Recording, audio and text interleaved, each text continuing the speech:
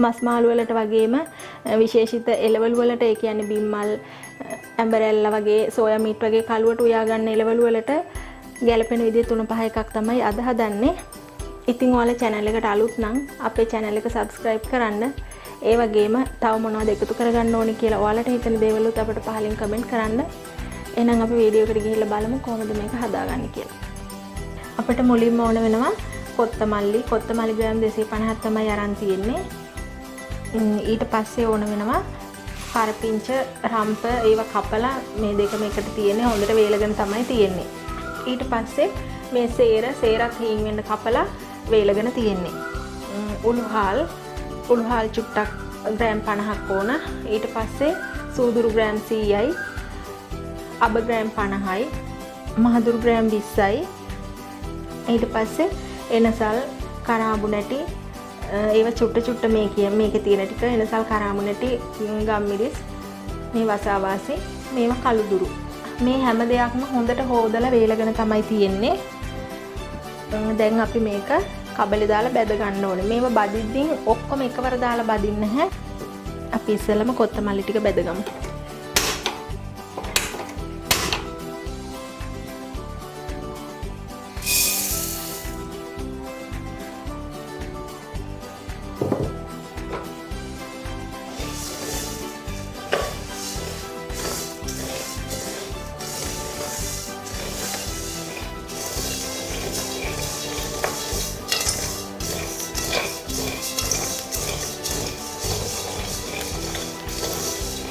අපි මේ කොත්තමල්ලි එක බැද ගන්න එකෙන් තමයි අපේ 3-5 වල පාට කොහොමද වෙන්න ඕනේ කියලා ගොඩක්ම තීරණය වෙන්නේ.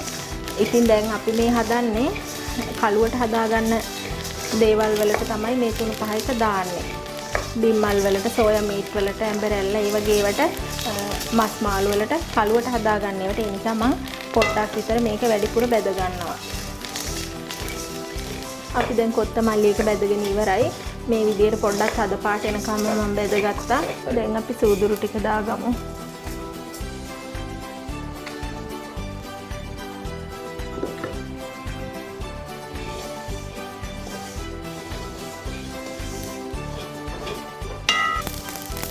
දැන් මේකත් බැදීගෙන තමයි එන්නේ. පාටත් වෙනස් වෙලා සුවඳත් වැඩියෙන් දැනෙනවා. චුට්ටක් වෙලා මේක බැදගමු.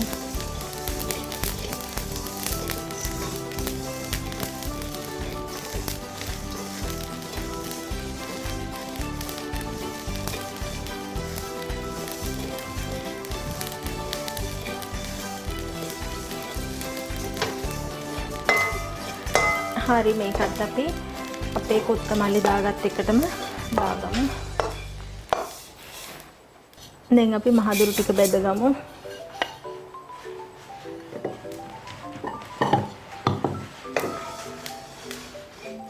මේ හැමදේම එකවරම දාලා බදින්නේ නැත්තේ මේක එක දේවල් බැදෙන්න යන වෙලාවල් වෙනස්. සමහර දේවල් ඉක්මනින්ම බැදලා ඉවර වෙනවා. සමහර ඒවා චුට්ටක් වෙලා යනවා. ඒ නිසා තමයි තනි වෙන්න මෙහෙම බැදගන්නේ.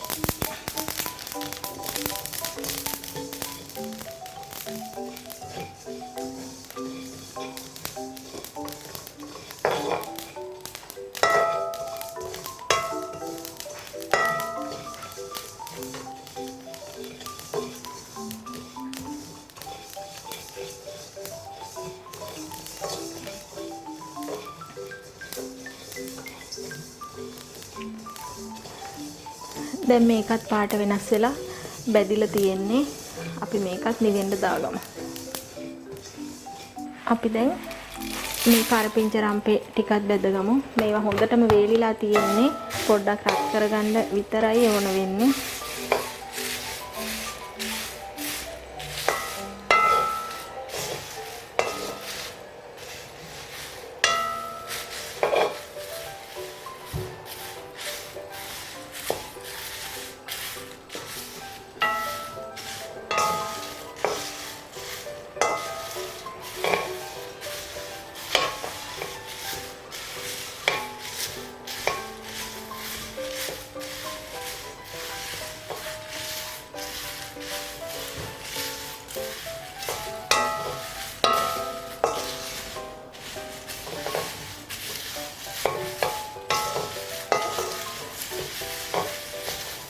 රම්ප කරපිංච ටිකක් බැදිලා ඉවරයි. හොඳට සද්දෙත් එනවා. සද්දෙන් උනා තේරෙනවා හොඳටම බැදිලා තියෙන්නේ කියලා. මම මේකත් නිවෙන්න දා ගන්නවා. අපි ගම්මිරිසෙව් කරාඹු නැටි එකට දාලා බෙදගමු.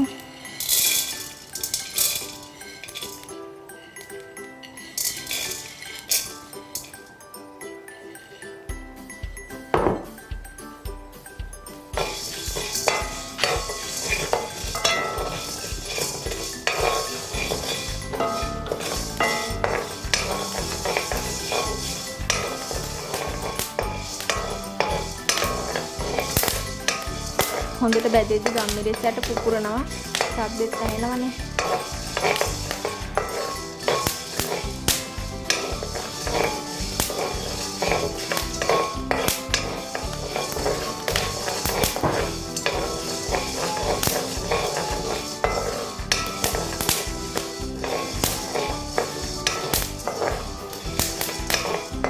අපි මේ ටිකක් නිවෙන්න දාගමු.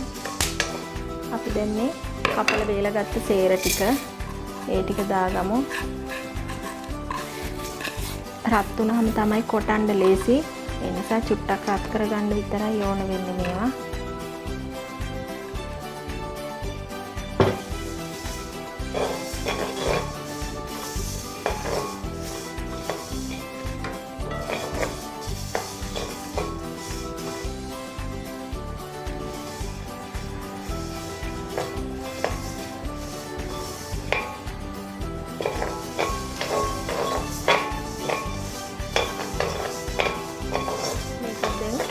බැදිලා තියෙන්නේ මෙහෙන්න දාගමු. ඊට පස්සේ උළු හාල් ටික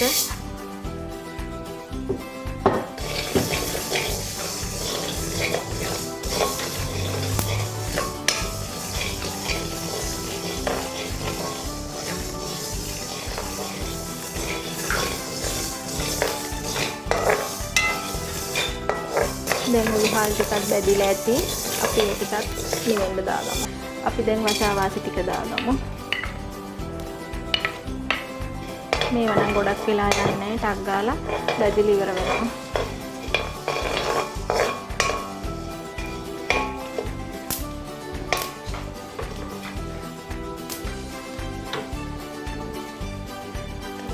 හොඳට රත් වෙලා අපි ඒකත් නිවෙන්න දාගමු.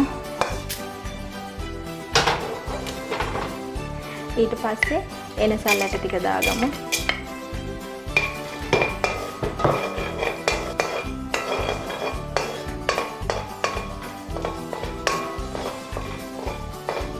දැන් මේක හොඳට රත් වෙලා තියෙන්නේ පුපුරගෙනත් එනවා. අපි මේක නිවෙන්න දාගමු.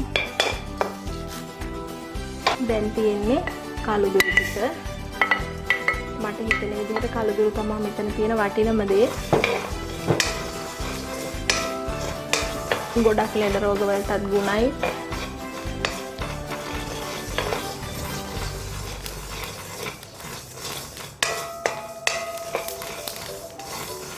අපි නිතර කෑමට ගන්නෙත් නැති කුළු බඩුවක් තමයි කළුදුරු කියන්නේ.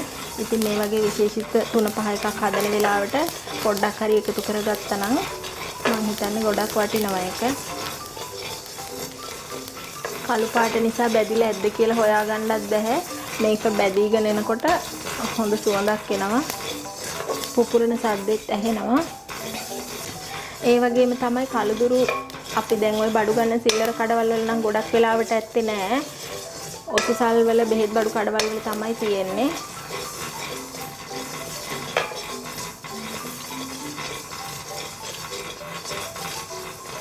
හරි දැන් අපි මේක නිවෙන්න දාගමු. දැන් අපි අබ එකතු කරගමු. අබ ටික අන්තිමටම තමයි දාන්නේ. ලිපත් ඕෆ් කරලා මේක මේ භාජනයේ රස්නෙන් තමයි රත් වෙන්න ඕන. දන්නවනේ අබ ටිකට ගින්දර ආවම මොකද වෙන්නේ කියලා. ඒ නිසා ගින්දර දාන්න නැතුව මේ භාජනයේ රස්නෙන් තමයි අබ ටික රත් කරගන්නේ.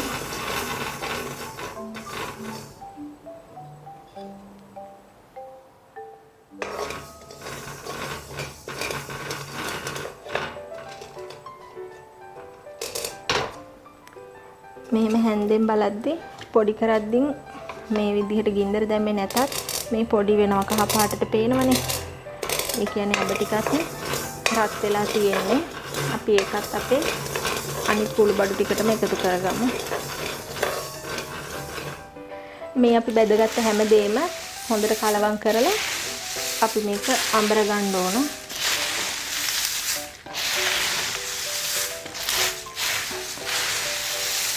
අපට උවමනා කරන තුනපහ වර්ග අපි ගෙදරදිම හදන්න පුරුදු වුණොත් පිරිසිදුවට හදා ගන්නත් පුළුවන්. ඒ වගේම තමයි ගුණාත්මක බව වැඩියෙන් විශ්වාසයකින් කෑමට ගන්නත් පුළුවන්.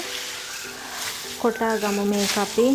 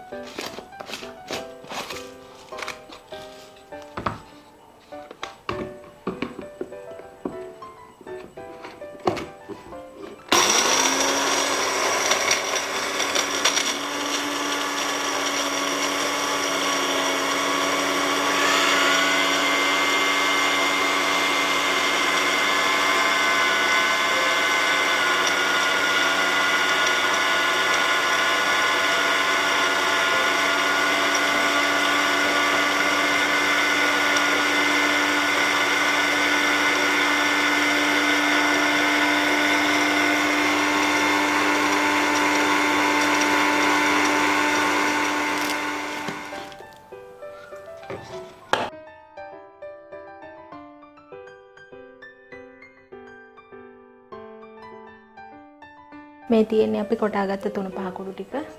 අපි ඒක නිවෙන්න දාගමු.